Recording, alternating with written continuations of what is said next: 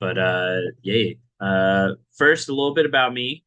I'm you guys have met me before, but I'm Ian. I'm a Houston-based fantasy sci-fi horror writer.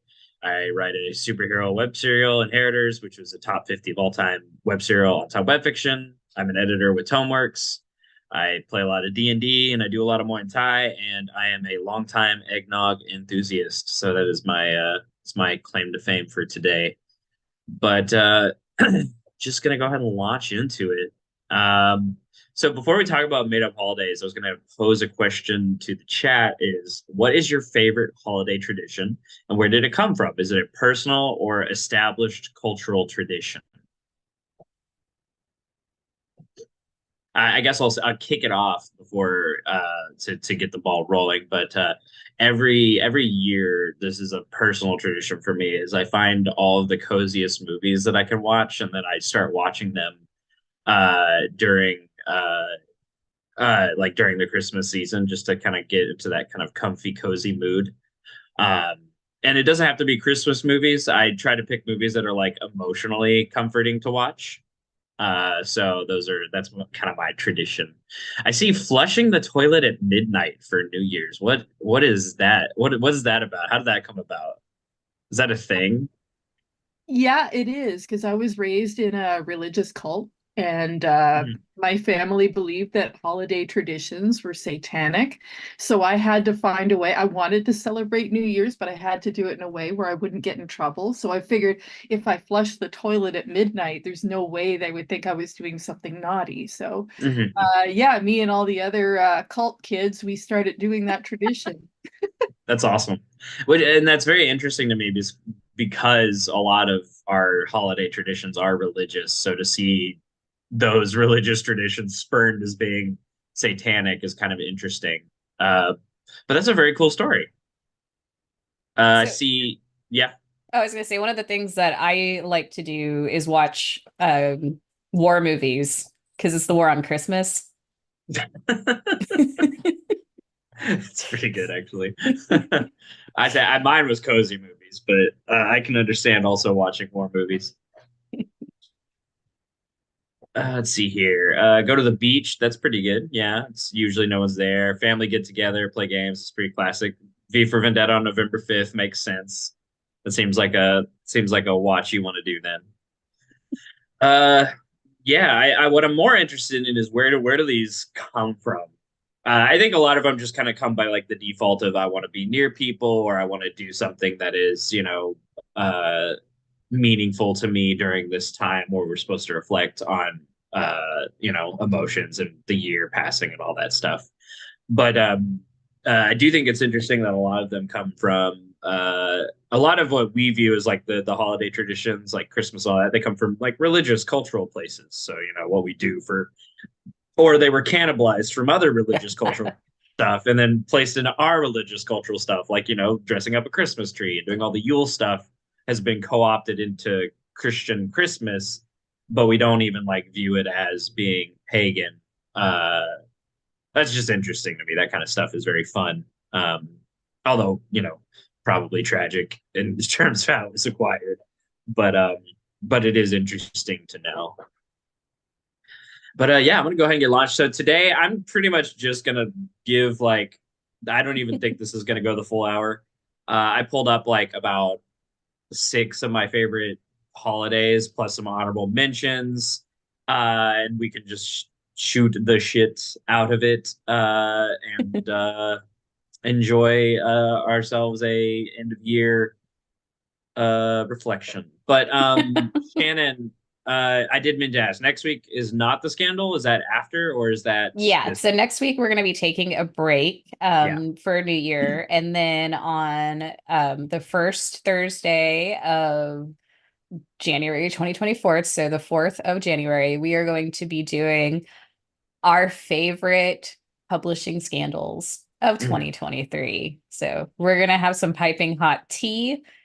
Some stuff may not have been big, but it was bonkers. So we'll be talking about those things. If you have your own favorite scandal in publishing from 2023, bring it too. Mhm. Because there's stuff that, flies under the radar, but is a big deal. And then some things that were really well publicized that maybe didn't have as much of a impact as we thought it might all have. So each one of the Toneworks editors is going to bring their favorite publishing scandal, and yeah, please bring yours as well. Yeah, I'm looking forward to that one. There's some juicy, weird ones here. All right, I'm gonna go ahead and launch into it. First up on the holiday list, I think is probably the most iconic if you're a fantasy reader, is Hogswatch from Discworld. Who here is familiar with Hogswatch? I think I'm seeing, yeah. Shannon is like, I was like, what holiday should I include? And I already knew I was going to include Hogswatch, but Shannon was like Hogswatch, and then Daphne was like Hogswatch. So it's definitely the one that everyone like thinks of when they think of a fantasy holiday. And I'm about to commit a little bit of sacrilege, but I actually have not read Hogfather yet. I've read Discworld, obviously, but I have not gotten to that one. But I'm familiar with the plot enough that I can talk about it. But yeah, so Hogswatch is kind of like Christmas and New Year's Eve rolled up into one. It features a scarier Santa-like figure named Hogfather. And it's like the central plot point of the book, The Hogfather, is that revolves around belief in Santa, and how consequently that is important, and those kinds of beliefs are what lead to larger acceptances of things like I think the quote was like, if you can accept Santa, you can accept justice and mercy and all the things that don't actually exist, but we believe in them anyway. That was I think that it does invite an interesting conversation, but it's like, why are these silly traditions and these made up characters important, right? Like what do they provide to us as a culture and a society, and why do we do this? I think it's a great conversation on that. Yeah, Shannon, you love Hogswatch, so I do. And actually, even though I watch more movies, one of the things that I try to do every year, even though it's not the best movie or made for TV short series, whatever, but there is a Hogsfather like part 1 and 2 video movie that was made, I think, by the BBC or Sky, like probably like 12, 13 years ago now. So I will go watch that every year, and it's cute. But yeah, the whole thing with the Hogsfather is that the auditors of essentially the universe don't like belief, essentially, and so they're trying to kill the Hogfather, because he represents, the Hogfather, like father, your dad, but also a pig. And so they're trying to kill the Hogsfather, and the way they start going about doing that is they hire an assassin from the Assassin's Guild, and he breaks into the Tooth Fairy's castle and essentially co-opts all the teeth of the small children and turns their belief into skepticism. And there's a lot more to it than that, but that is how they're going to kill the Hogsfather. Excuse me, Hogfather. And what it really comes down to is that all of these figures in the belief system all of these holiday figures or these mystical figures are really brought into being by our brains, by our imagination. And they start off normally being things we fear. So the hog that becomes the Hogfather is the sacrificial hog, right? Like he's being chased down by by wolves, and that's something that has to happen every year for the sun to come back up. And like the Tooth Fairy originated as a boogeyman, but at a certain point she sees all these kids and they need her. And she progresses through her, personality essentially to become a protector of the kids that really her task was to scare.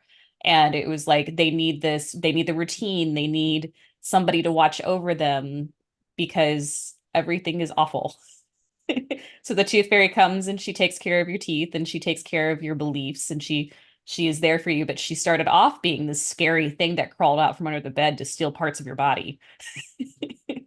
And so it's really cool because it brings a bunch of different like sort of ideas together about belief and also about philosophy. And that's probably why it is so iconic to those of us who read fantasy, because the holiday itself is the book.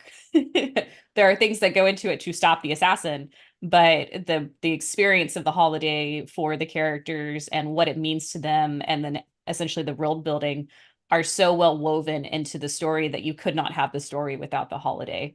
And that works extremely well because Terry Pratchett was an amazing writer.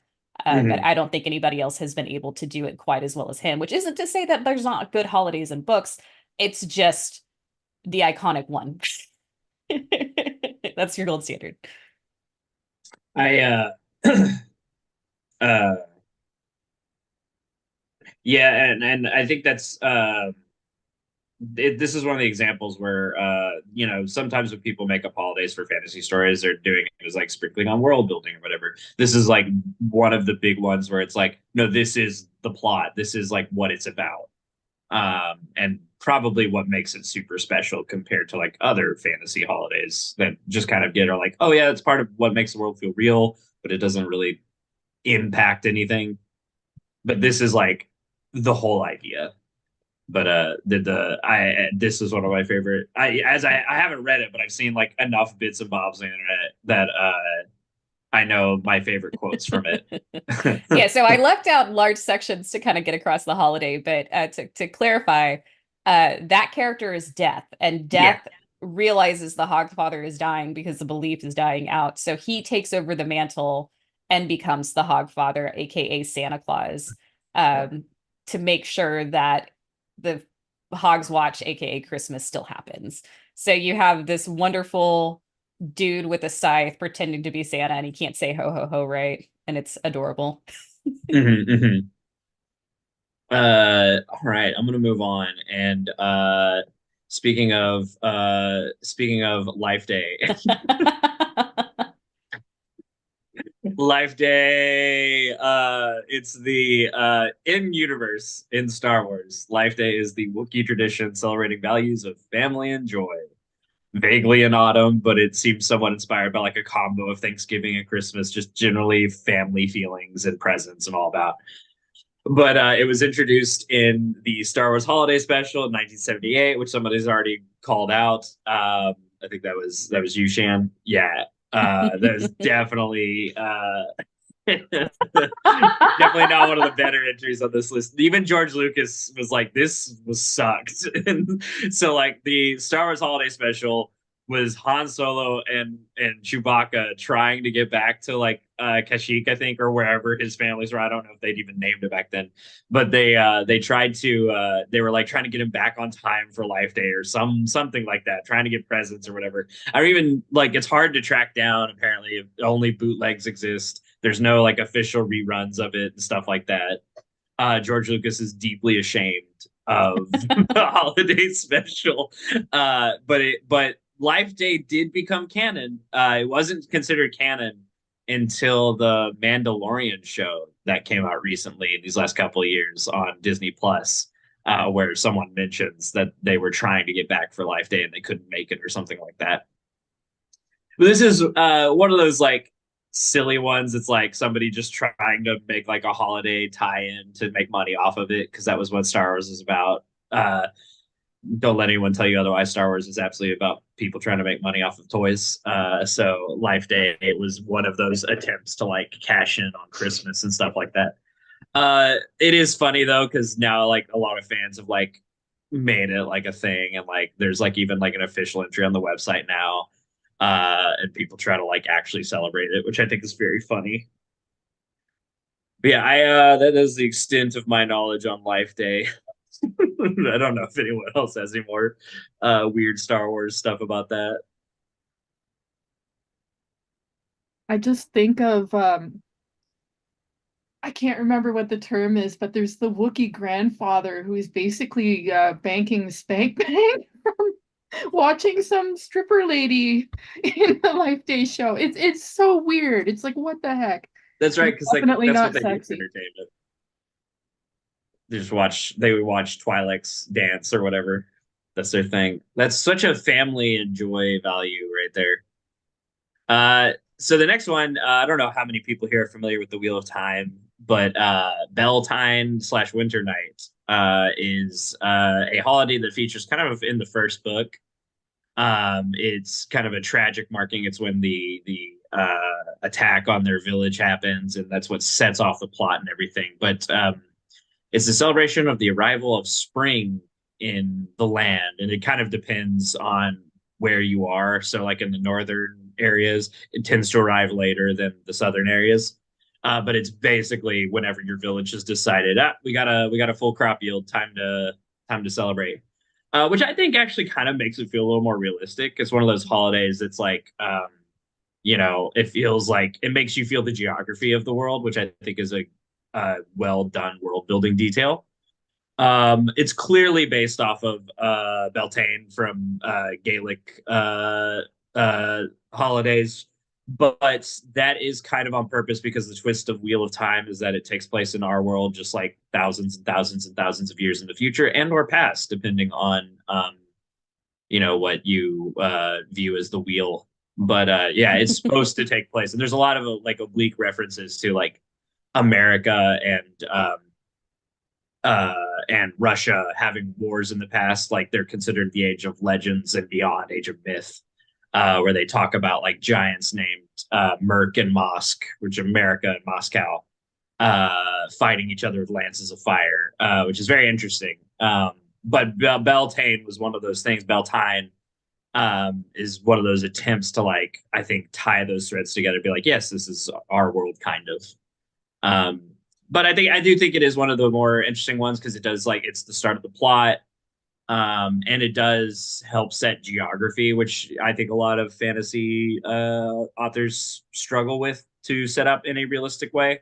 And by tying it to like when spring arrives, depending on the town, it's kind of an interesting little detail. Unification Day. Oh no, I messed up the text, but I can talk about it anyway. Sorry, y'all.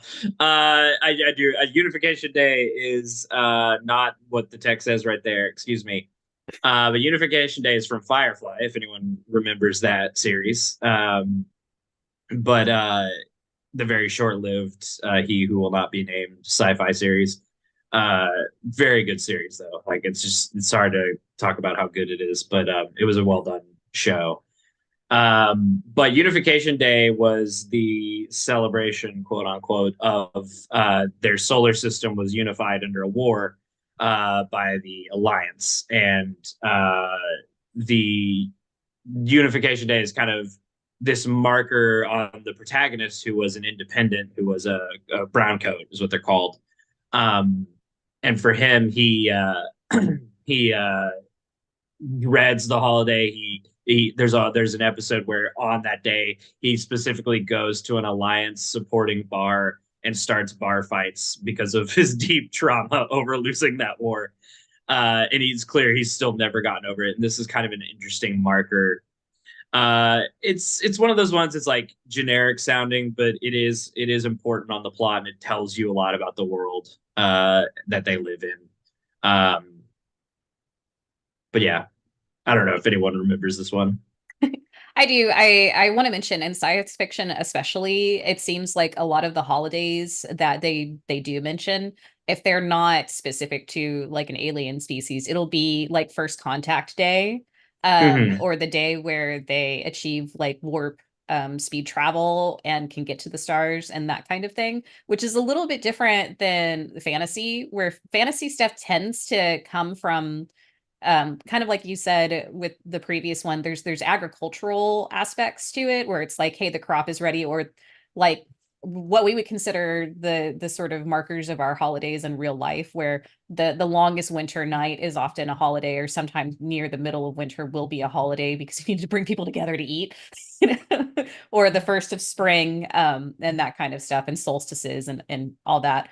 That tends to come a lot in fantasy things, where again, as sci-fi, it's like the technological advances, or also in this case, like galactic war, either winning or losing the galactic war will be marked as a holiday, because holidays aren't always happy things. We have Memorial Day and days that are dedicated to those who died in one form or fashion.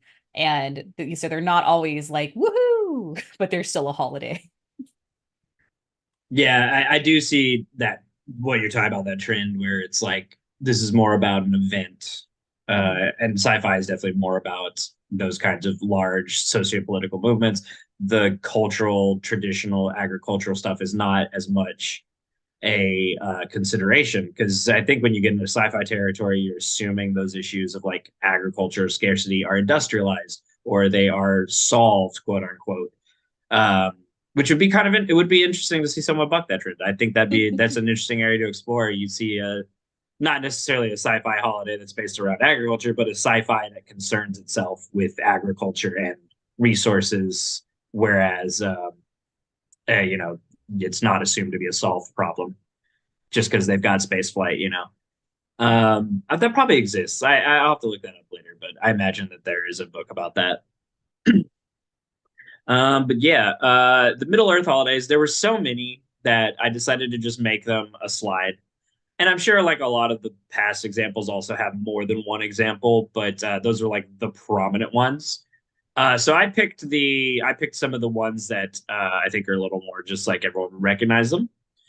Durin's Day, which is not a name I think we were like, what? That is actually the day that in The Hobbit, if you remember that they're trying to get to find the door into the mountain, and they can't find it until the moonlight reveals the keyhole.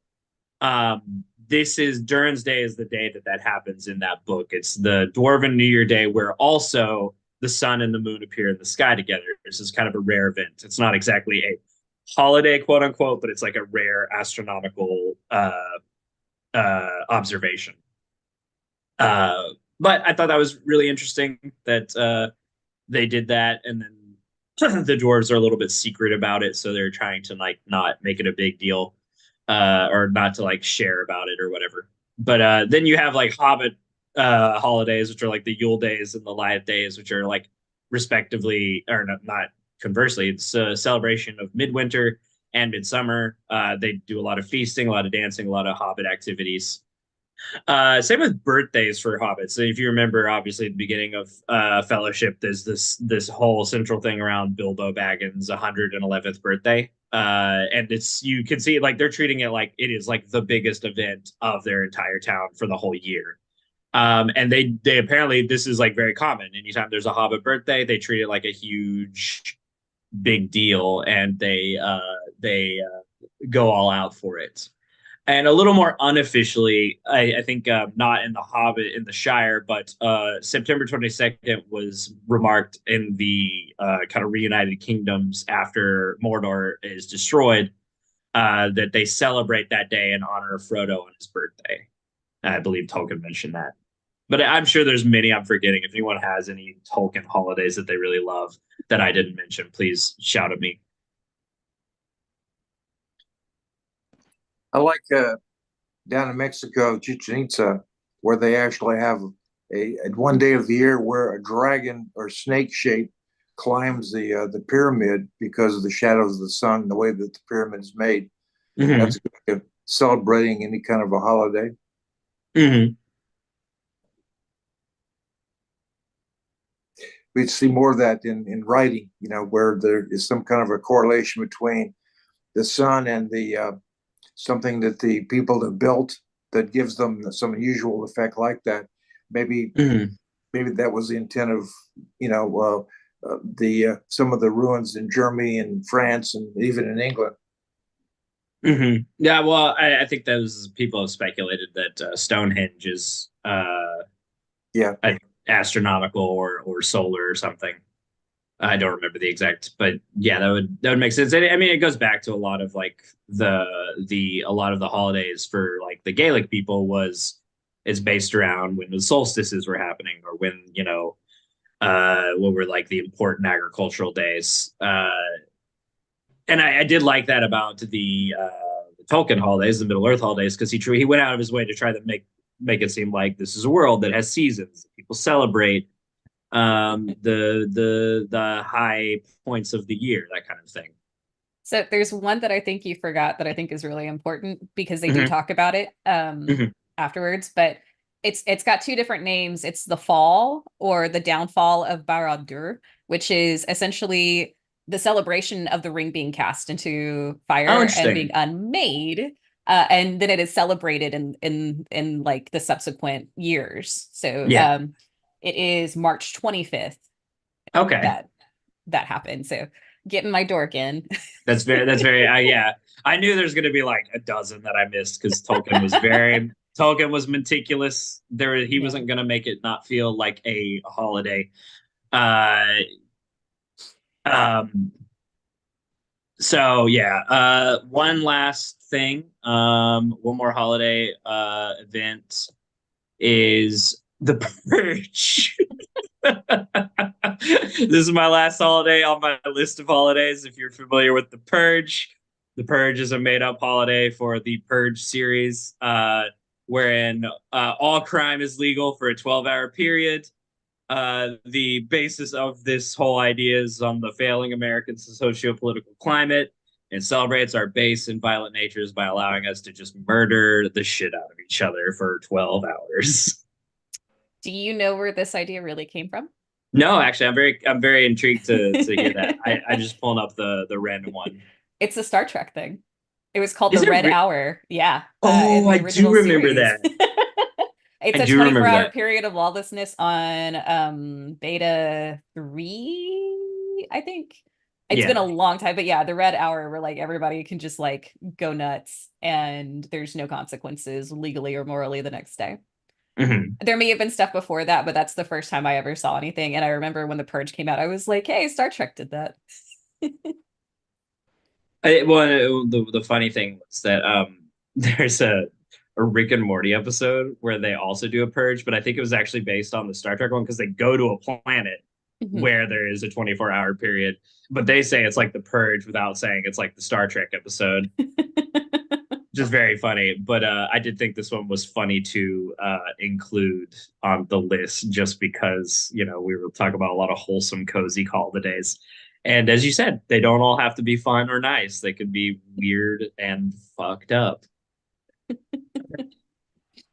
But yeah, the series, I think the first one was meant to be kind of like the first one was very self-contained, very intriguing.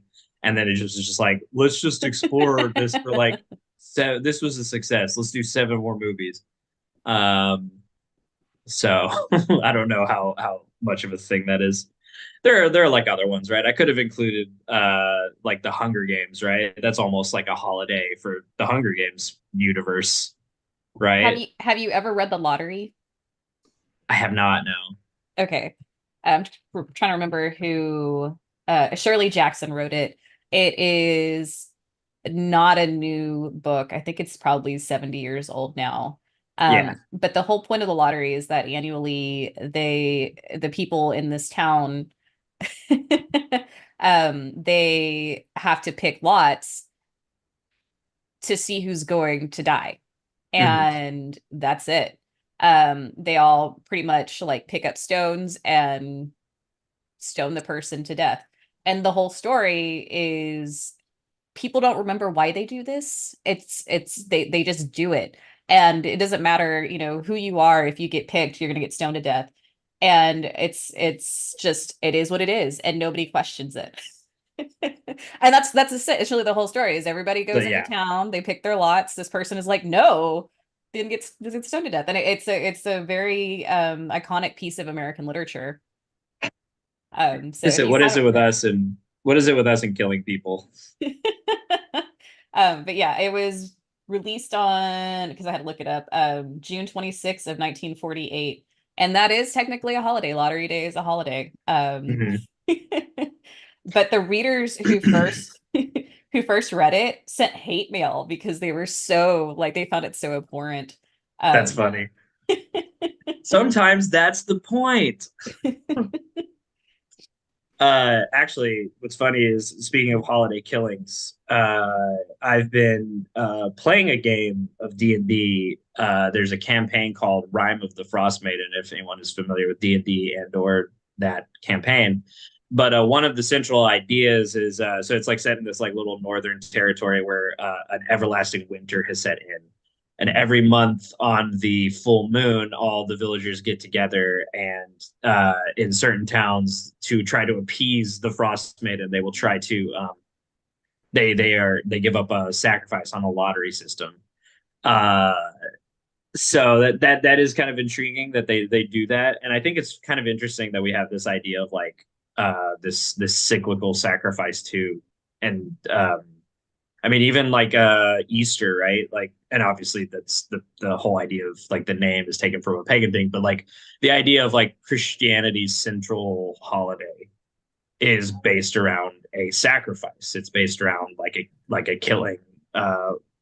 And so that's kind of interesting that we have this idea that there is something that we need to give up or sacrifice on a holiday. I don't have the required philosophical musings to like dive into that super deep, but I do think that that's kind of intriguing. You see that a lot. You see this idea of like, what are we going to sacrifice on this holiday?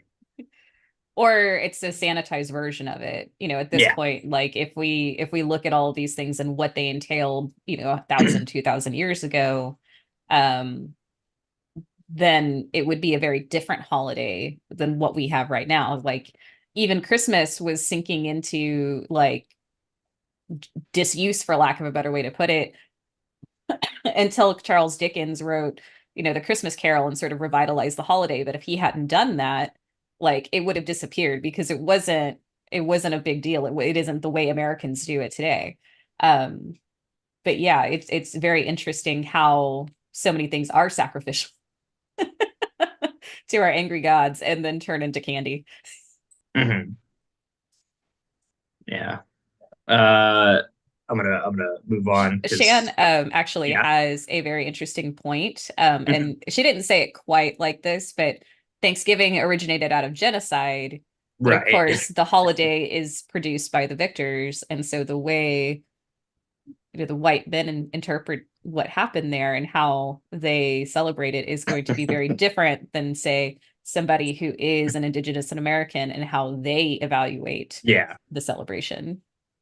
I That one is like, it's like we don't even think of it that way, right? Like we're all so the people that celebrate in America, they either disassociate the idea entirely, it's just about eating as much food as you can, or they have this whitewashed sanitized version of it, where we were all joined in friendship and they just let us show up and have turkey with them. Which They taught us we how know. to get corn. But yeah, it's a day of mourning for many Indigenous people. So there's two Mm, sides of that coin, like even now, of how yeah. we see in society that day being, I don't say evaluated, but that's the closest thing I can think of, being processed. Yeah. I think we should just go back to the celebrating the solstices and all that. I think that'd be the easiest thing. Well, I think it's interesting because a lot of stuff that we see in fiction does have some sort of basis in our world, and not all the days, but the ones that seem most accessible do. Yeah. And even our holidays have a lot of history and nuance and then evolution over time. And so if you are trying to write a holiday into your world, it would be good to really think about how that holiday either impacts or reflects the society that you're writing it into, in order to make that a valuable part of your plot and world building. Yeah. Uh, a lot of these like serve that kind of like you said, like they are accessible. They feel like our world, and I think that we're gonna seek that out, right? Like we're not the ones that are like, the reason we do this is because the crystal that was buried in the mountain rises out of the mountain. It's like we don't have anything like that, and those like weird ones that are like, we just have no basis for it. So like they don't tend to stick as much as some of the other ones that are very clearly associated with or based off similar ideas to the ones we're familiar with. I'm going to move on to the honorable mentions. So we got these are the ones that are like holidays, quote unquote. But like Festivus from Seinfeld, I think that was mentioned in the chat earlier. It's a secular holiday for the seculars, as an alternative to the commercialism of Christmas. You got Summerween from Gravity Falls, if anyone knows that show. I As a love that show. reimagined Halloween, but just in the summer. You got the Feast of Winter's Veil from World of Warcraft, which is just WoW's attempt to keep WoW players on during the holidays. uh, there are 10 billion other ones Tolkien mentioned that I didn't include here, and you even caught one that I didn't. And all the other ones I forgot because they're like everyone who writes like a mid-world, like a fictional constructed world is probably going to come up with like a holiday at least to like make it seem like people don't just like exist for the plot, like they do stuff. Um, so yes, that is my thing. I'm gonna go to a couple last discussion questions. Um, so what is your favorite made-up holiday? What was the purpose of said holiday? Did it further the world building, or was a big portion of the plot centered on it? And have you created any holidays for your writing? Did you try to base them on anything, or try to create something completely unique? Answer all three right now. Just kidding. I'm gonna let somebody else answer first. Yeah. I've never done it, so I can just excuse myself now. Now's the time to think. Now you're like, oh, now I gotta. Yeah, now I I gotta find one. What's funny is in the work I'm working on, I've deliberately gone out of my way to not have holidays and to not have cultural markers because part of the point of the story is that stripping away of culture to replace with uh hollow iconography. And so I wanted that to feel weird and kind of hollow because it uh that was the point. And I think a lack of holidays and a lack of markers like that do feel hollow. Am that's I Jason's correct? got a question. Yeah. Um, my problem is I was raised in a Christian faith that didn't celebrate holidays, and I still don't celebrate holidays. So it's something I don't even think about. So yeah, it's weird for me hearing other people talk about it. It's like, okay, yeah, great for you. Don't get it, but all right. That's probably an interesting place to explore too. I feel like, I mean, you have like the absence of it might be an interesting conversation to have in a story. Um, you could bring that bit of if your character doesn't celebrate, you can analyze why. You can come up with potential reasons based on your own experience. I think that's cool. I'm working on a book now, which is a sequel to my book called Hot Springs, and it's a Christmas season, and I'm just about to the point where um, my character's girlfriend gets arrested for murder for something that happened in her college up in Memphis the year before. So I'm not sure exactly how to phrase that yet, but I'm getting some ideas from this conversation. It's okay to have something brutal happen during a holiday season. A sacrifice must be arranged, and so we'll see how this works out. I think that was the whole point of the, like you said, Shannon, the whole point of the Hogfather was that a lot of these ideas come from much more brutal and primal places. Did you do any Shane research Black. on? I'm sorry, JC. Oh, I was going to say Shane Black. He's the writer and director. A lot of his stuff happens around Christmas. Lethal Weapon 1 was Christmas, and Iron Man 3 was Christmas. It's like even if it's not Christmas season, he likes to incorporate Christmas somehow into his story. So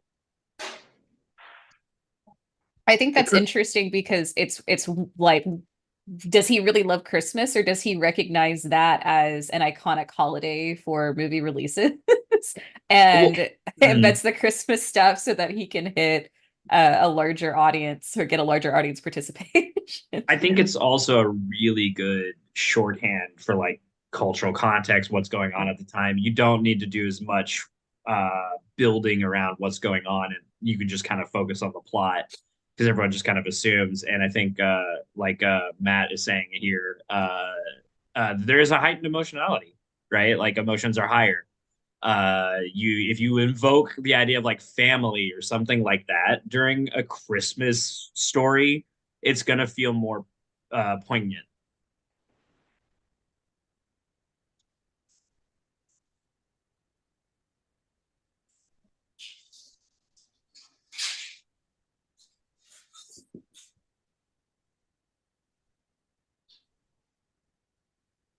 So I have a question for you, Ian. Mhm. Have you studied any made-up holidays that are like so revered by the fan community that they become real holidays for us?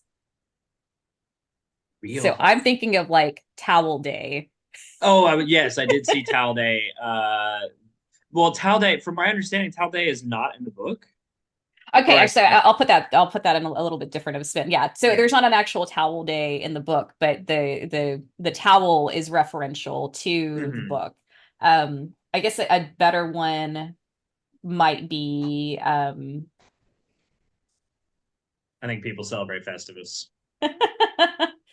so there's Judgment Day. I forgot about that one. Right, So I Judgment don't know Day. if people still celebrate that as much, but Mhm. Judgment Day used to be celebrated in August, I want to say. Mhm. It's because of like the Terminator Yeah. series. And several JC in the chat said May the 4th. That's a very common one to celebrate in association with Star Wars.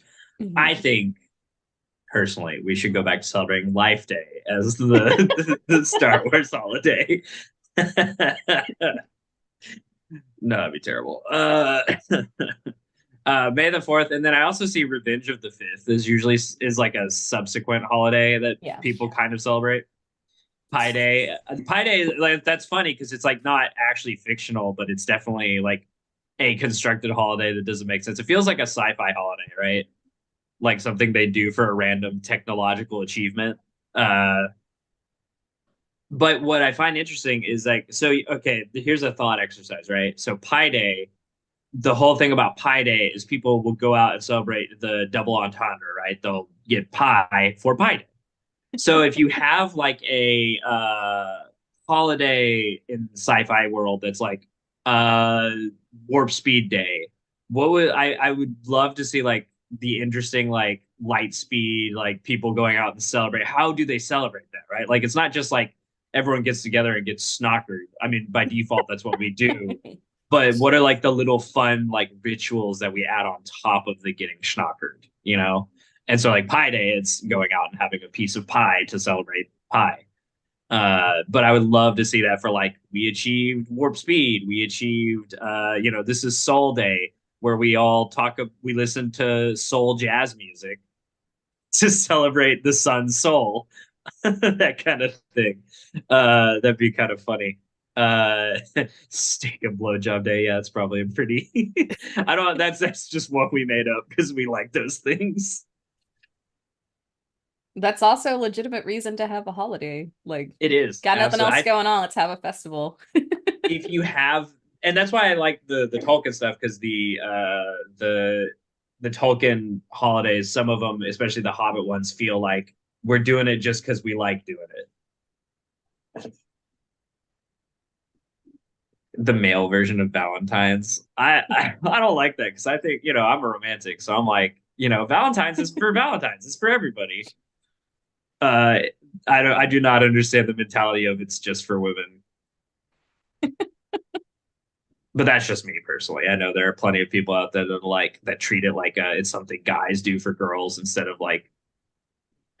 I prefer to think of it as the holiday where we celebrate the saint that got Yeah, brutally that's what killed on Shan that just, day. I was going to say that too, but Shan put that into the chat. Oh That it's yeah, we like all originally the have the violent same murder of thought. a saint, and a lot of our holidays are, violent death of a saint Yeah. as well. I feel like everyone you have that is associated with a saint is somehow they got brutally murdered that day or something. I actually don't have a lot else. It is 1:50. So I'll go ahead and say thank you for your time. I put a little extra Christmas flair on the presentation. So I actually don't know what those fruit have to do with anything, but it did look festive. So I put it on there. But yeah, if there's any other comments or stuff y'all want to talk about, you got 10 minutes. But other than that,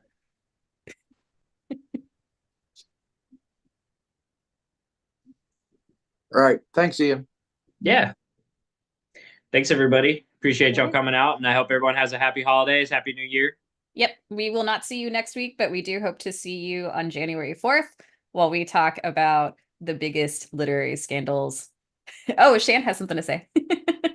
Yes. Yeah, actually, I won the contest last week, but I Yes, never I heard need to send back. it to you still. I'm Oh, so sorry. okay. It's like on my, Janet. it's like 3 on, I know, I'm so sorry, but you will get it. I have your email and I apologize. Okay, just Apologies, wasn't apologies. sure if it got lost or No, something. no. This is me Okay, being thank behind. you. I apologize. No worries. All right. All Well, right. Bye, all right, everybody. y'all.